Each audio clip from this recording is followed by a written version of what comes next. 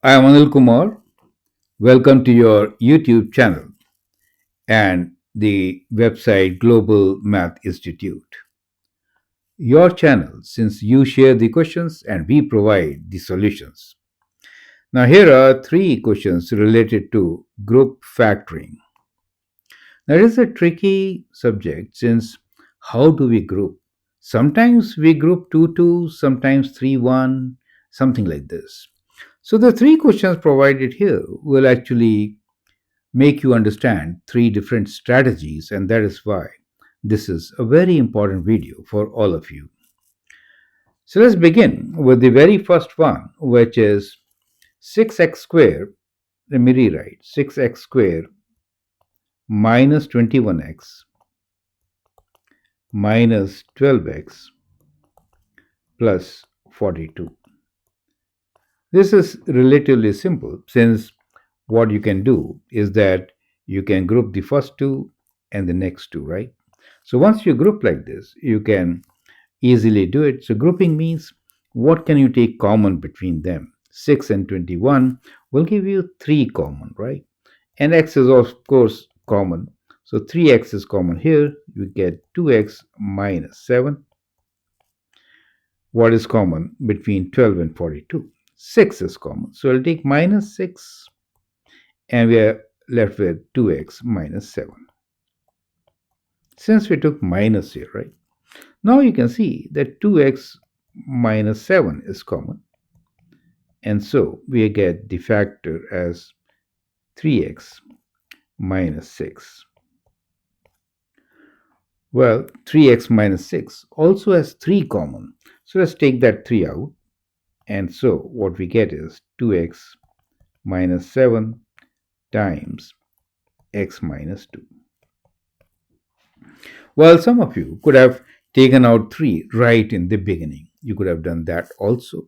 But if you don't see it in the beginning, it is okay. You also have time at the end to factor it out.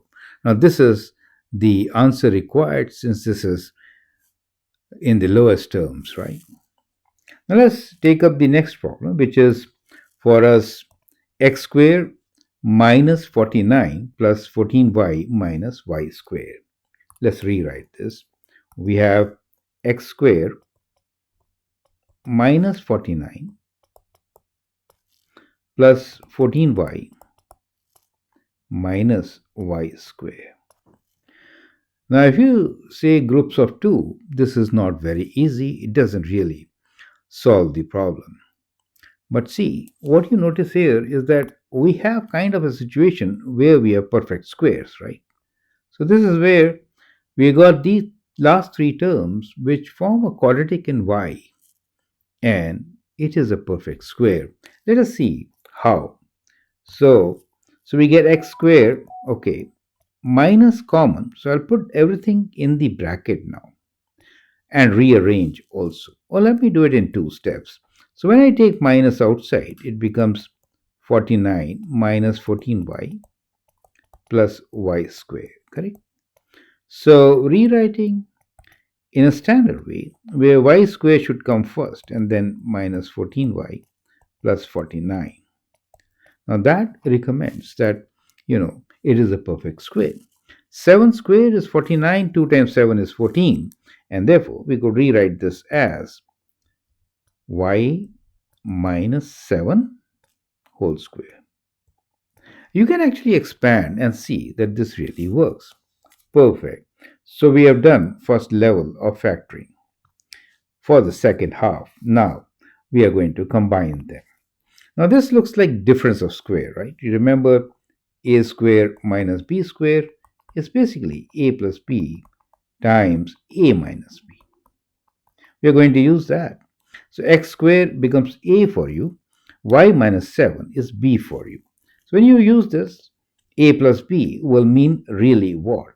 It really means x plus y minus 7. It's good to use these brackets. It helps. Otherwise, sometimes the signs get mixed up.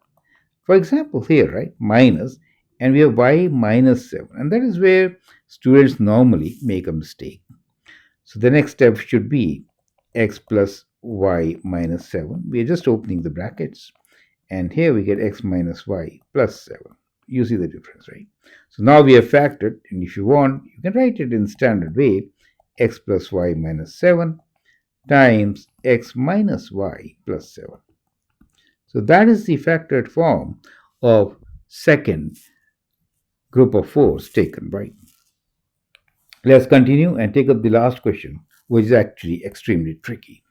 So let me rewrite the question, and now I'd like you to pause the video and answer.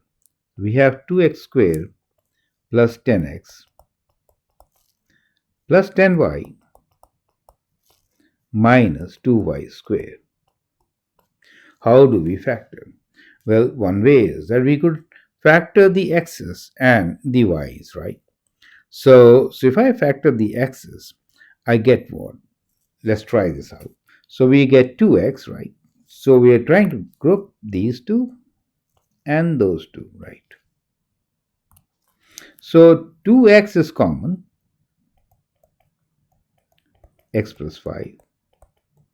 And here, if I take 2y common, right? If I take 2y common, right, then what do I get? I get 5 minus y.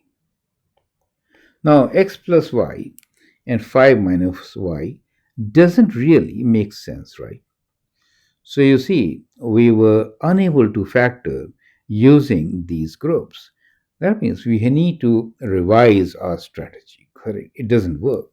So let me erase this and come up with a better solution since this didn't work, right? Okay, great. How could it work? That is what we are trying to figure out. Well, one way is that we could rearrange. So we have 2x squared minus 2y squared. Let's rewrite. So we could have taken 2 common also, right? So in that case, let's take 2 common. But first I'll write 2x squared minus 2y squared. So I'm rearranging in this fashion to show you the solution, right? Plus 10x plus 10y. Now, of course, here we have 2 common, right? So if I take 2 common, I get x squared minus y squared. And here we have 10 common. We get x plus y. Now still, you do not see any common factor which can be taken and move forward. But however, x squared minus y squared gives you a clue that we could rewrite this as 2 times x plus y times x minus y, correct? And that becomes 10 times x plus y. Do you see that? This is the most critical step, and that makes this question extremely difficult. So in test papers, I found students not able to answer this question simply because of this reason. Okay, great. Now let's continue and factor x plus y. So when I take x plus y common, from the first group, let me put in square brackets, 2 times x minus y, and then we are left with 10, right? Now, 2 times and 10 will give you a factor of 2, right? So we could rewrite this as 2 times x plus y, and here we can write this as x minus y, and this is plus 5. Do you see that? So that becomes the factored form of the third set, right? So this third set was very difficult, and that is how we really get it. I hope the steps are absolutely clear. Feel free to write your comment, share your views. If you like and subscribe to my videos, that'd be great. Thanks for your valuable time and all the best.